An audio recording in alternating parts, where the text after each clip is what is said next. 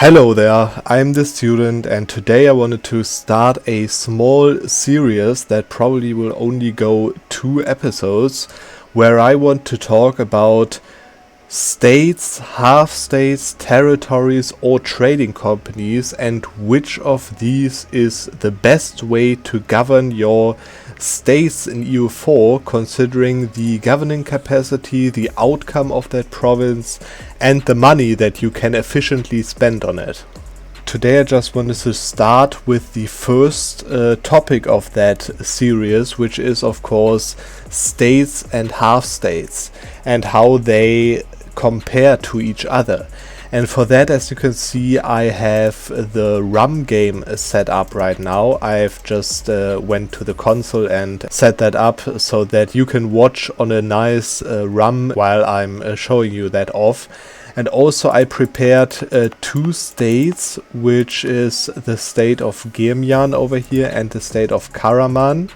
And those states have both 4 provinces, as you can see. Both have 4 provinces in it, and each of those provinces has the exactly same development of 16 development with 6 tax, 6 production, and 4 mill. As you can see, every single of those 8 provinces in those 2 states has the exactly same development.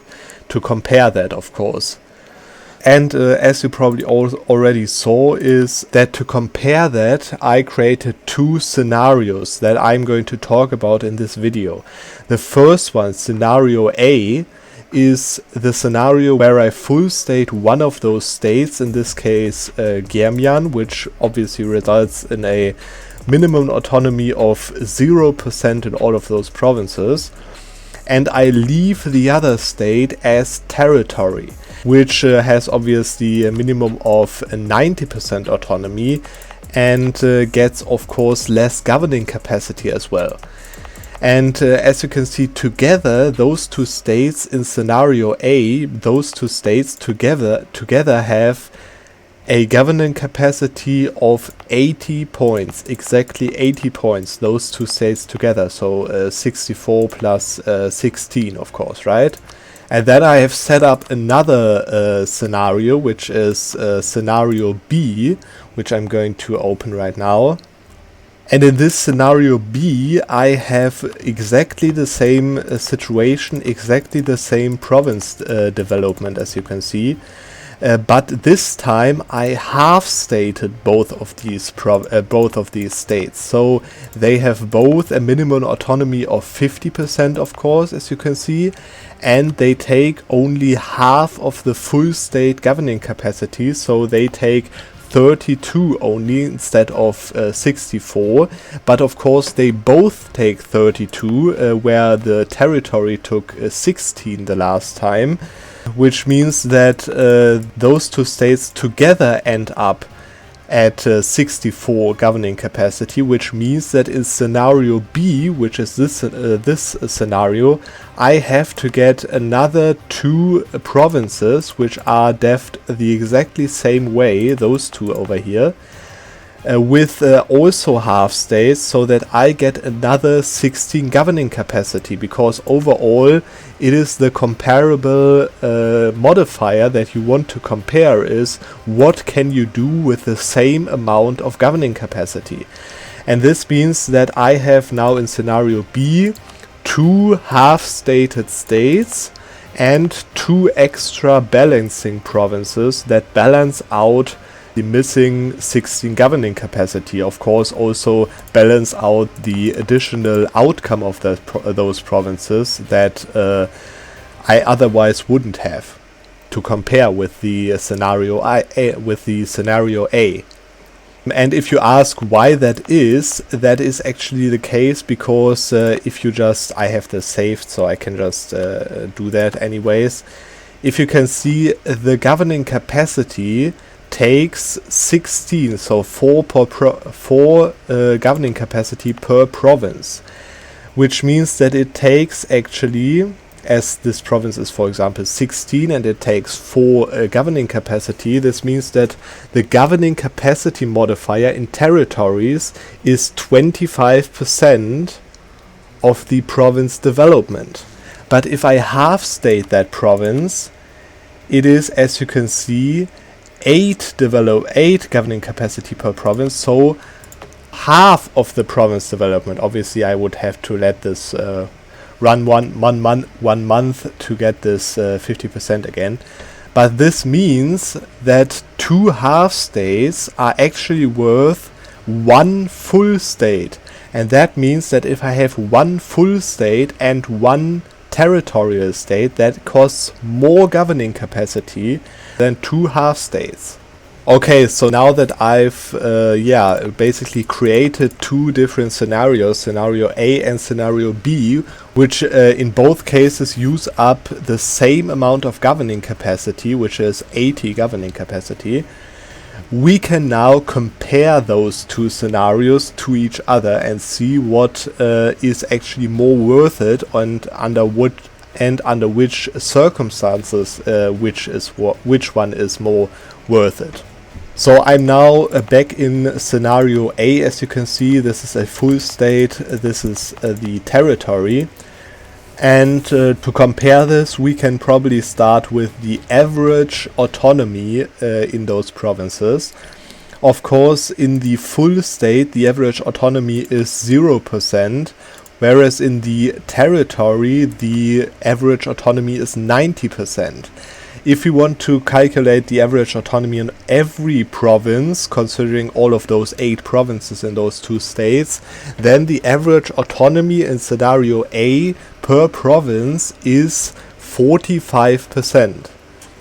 And then obviously to calculate or to compare the province outcome, I decided to do the province outcome of Manpower because this is way more comparable. Tax would be also comparable, but kind of weemy to do. But obviously I can't do production income because production income there is obviously the trade good that matters. So I'm going to do it with Manpower. And you see in this scenario A, with those 2 states that are part of the scenario, of course, if you calculate the manpower together in all of those 4 provinces, it's basically 1020, whereas in the territory province it is 102 each. Of course, like only 10% of what you can get from the 0% autonomy full state provinces, that's for sure. And this results in a total of around 4,500 manpower in this scenario. The governing capacity, as I said, is in both scenarios the same, so 80 governing capacity, but the development is of course a different one, because I have in the scenario B I have those 2 balancing provinces additional, which means that in scenario A there is a total of if you calculate all of that together, there is a total of 128 development.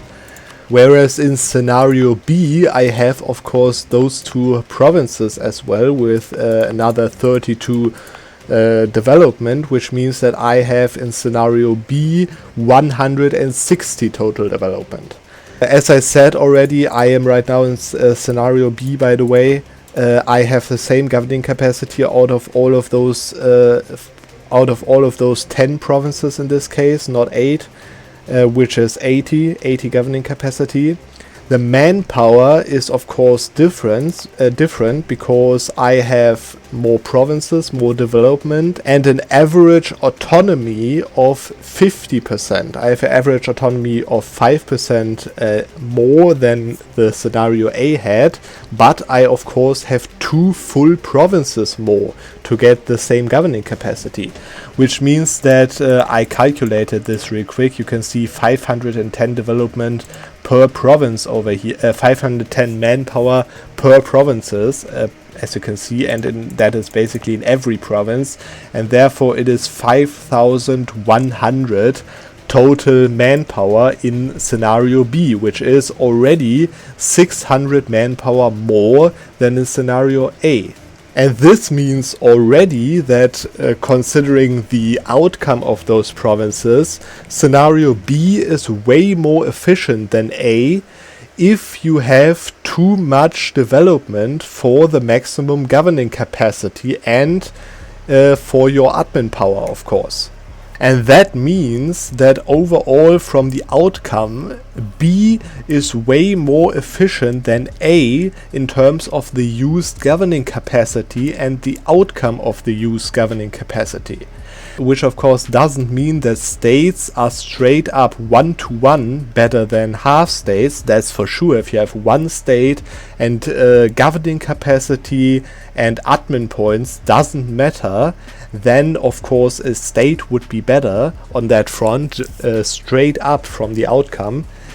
But of course, to compare that, we need to compare it to the used governing capacity, and that is where the scenario B is just straight up way more efficient on the base outcome of the province. Now, another thing that also affects this scenario B is that the half states are actually affected by minimum autonomy in territories modifier. And for those of you who don't know, the minimum autonomy in territories modifier is a unique modifier that is actually pretty rare in the game. But for example, every monarchy can get 5% minimum autonomy in territories over here on tier 3 government reforms. And if you have that, you notice that this minimum autonomy modifier is 45 instead of 50%, which obviously increases the outcome even further beyond the outcome of scenario A, of course. There is also another pretty easy modifier that you can get from that, which is of the expansion ideas over here. The finisher of expansion ideas grants you an additional minus 10% governing capacity, minus 10% minimum autonomy in territories for your entire nation, of course. So if you combine that, this makes the half states even more powerful and even better than the scenario A that I've showed you. But before you leave the video now and think that this is straight up better, I'm going to use it all the time, there is one point that we have to talk about, which is buildings. Now the thing with buildings is that buildings in, for example, barracks, as we use the manpower example, barracks use the base manpower. If you can find something like Karaman at some stage, as you can see, they use the base manpower that is in the province and affect that by a modifier, such as the barracks, as you can see, affect that modifier by 50% of the province that you build it in. Now, if you build a barrack in Karaman, for example, then you obviously get 50% manpower modifier on top of the base modifier, which is 1,000, coming from 4 base development. Which means that together with the barracks building, this would be 1000 base plus 1.5 times 1.5, so 50% more, so 1500 manpower. But the autonomy in provinces actually affects every outcome of the province after all of those modifiers apply. Which means that in reality, this 1500 with the building would be divided by 2 again, because of the 50% that you only get from it, from the autonomy. Which means that in total, this doesn't give you 50% of the base, it gives you 50% of the base with calculating the autonomy. And for this special example, it means that this barrack, if you build a barrack in this province right now, it would give you 255 more manpower for 100 ducats, of course. Let's just say you are in the early game, right? And you have to spend money on everything basically. And you have like 400 ducats that you can afford spending on buildings. Then you spend 400 ducats on let's say those 4 provinces in the Karaman state, and have 4 times 255 manpower more, which results in a total of 1020 manpower more. Of course, you don't have enough money to spend the barracks on every single province, which means that the other provinces over here you can't build a barrack in. And therefore, those provinces won't get that boost and still be at 510 manpower per province.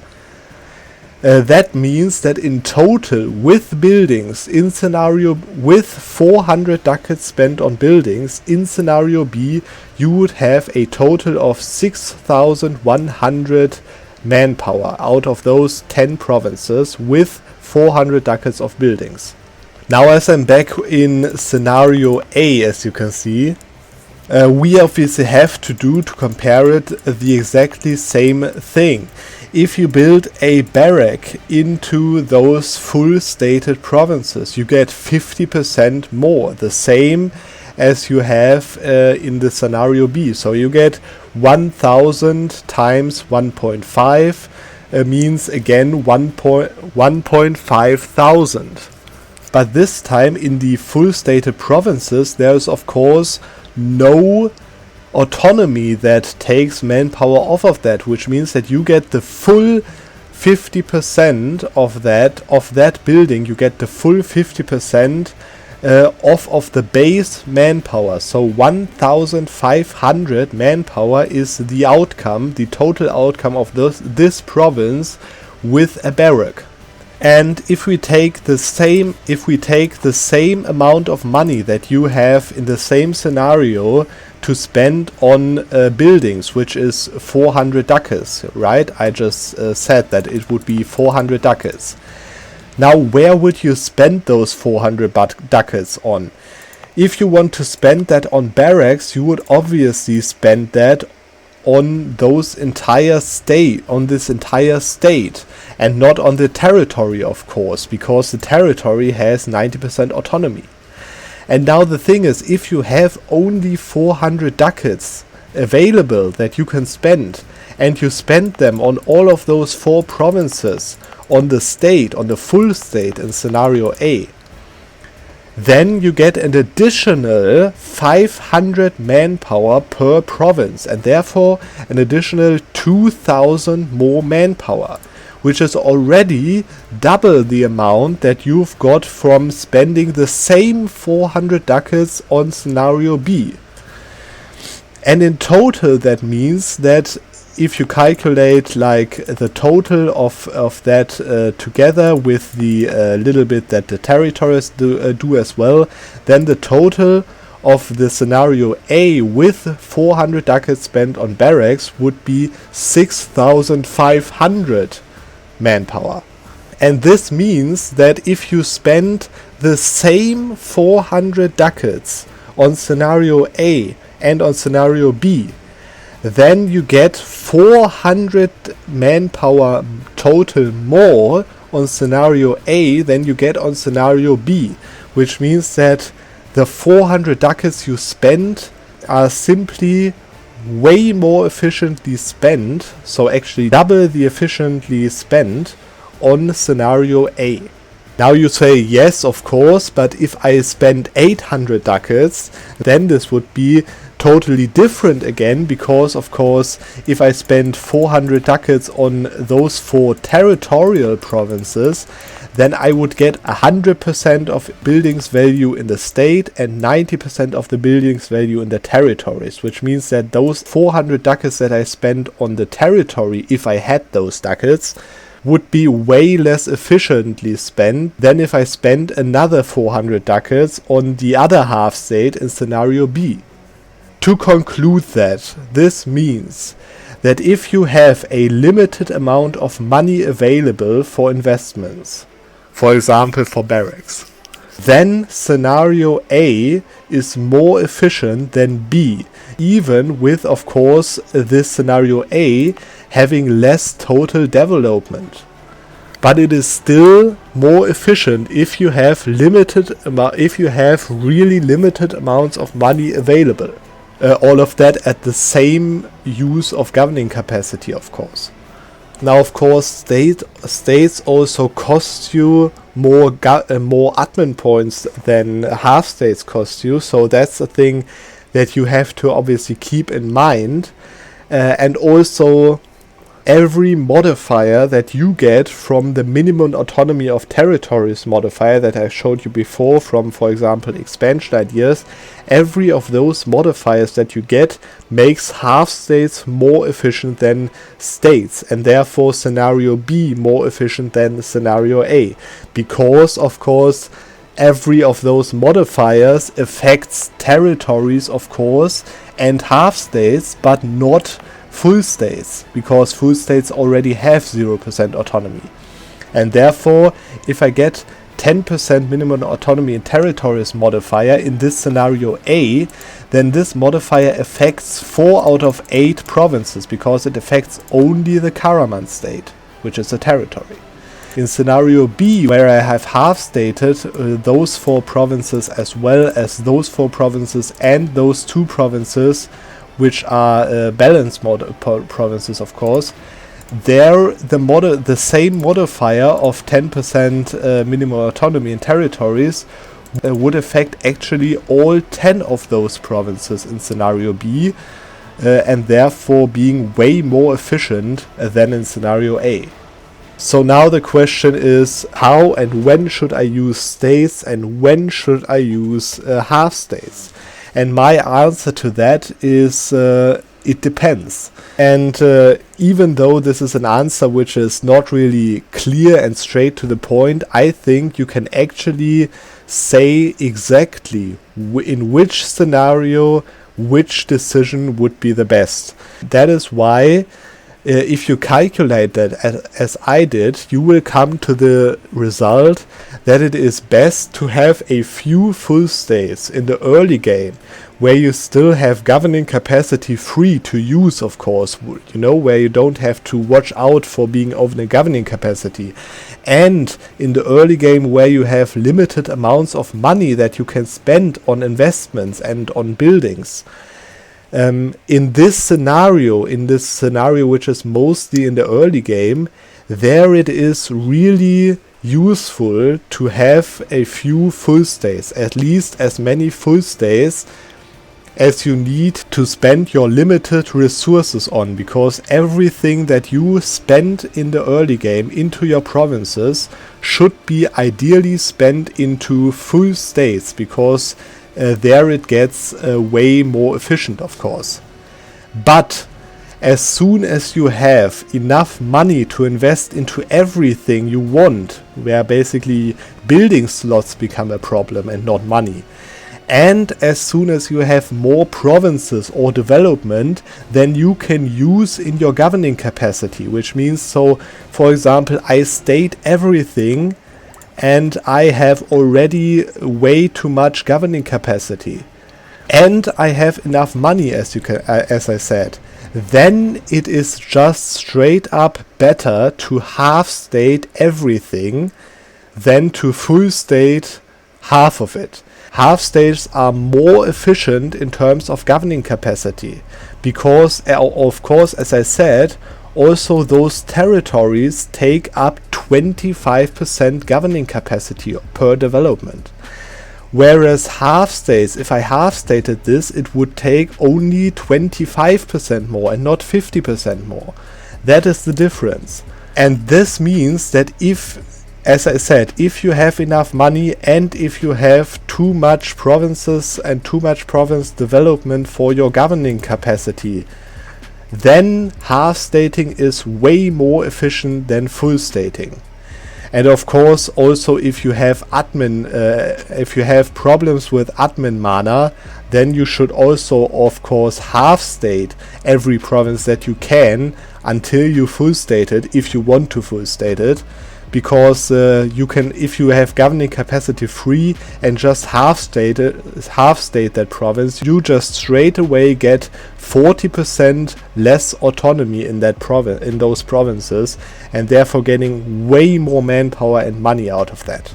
But as I said, you start, of course, with some states. You obviously, for example, Castile starts with a huge amount of states. As you can see, all of that is, of course, full stated because they start with that. But if you play Castile and if you expand like crazy into Africa, into India, maybe even into Europe, and you are going to run out of governing capacity very soon. And what is then useful is actually to destate those states once, and then just restate them again to make half states out of them. Because that then still gives you the opportunity to half state more other provinces instead of leaving them as a territory. Because you have to have those provinces at minimum in territories. You cannot just say, I don't have that provinces, I spend 0 governing capacity. Of course, if you build like courthouses in it, it gets decreased again and so on. So you can get it down to 0, of course, within the game. But what the base governing cost means is that as soon as you have enough money to invest everything you want, half stating is just better than leaving them in territories. And another thing that I want to say to complete this talk about the states basically is that obviously scenario A, where you have full states, is also better if you have only a few accepted cultures, because of course non-accepted cultures give you a pretty bad modifier on manpower and tax.